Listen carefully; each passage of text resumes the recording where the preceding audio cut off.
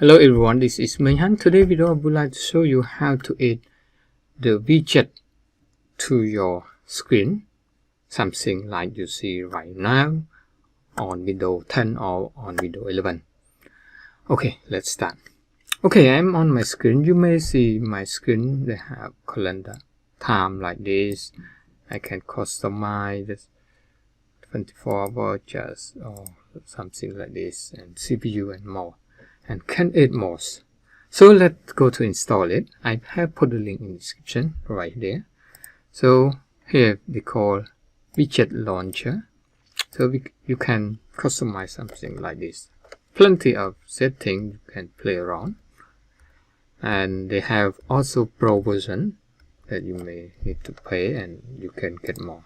This works for Windows 10 and Windows 11. So just click on widget launcher after you install. Okay. So here we go to extension,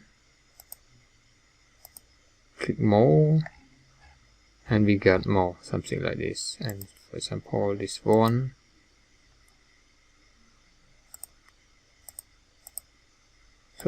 go to home, and then you can see something like this, weather or clock or something like here.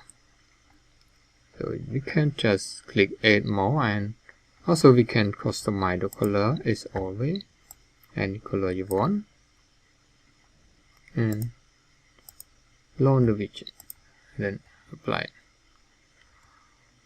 Or for example, the CPU one, you may want to add by and apply. So it will appear right there. So you can have something like this, node or currency or even calendar. Just click launch, and then you can get calculator right there. So they have limit to 2, so you can get 2 calculator right there. Right here, just put right here. You can change theme, Y or dark or something like this, and transparency, and you can apply it. Okay, so how to get rid of it? Just click here, and then it will disappear.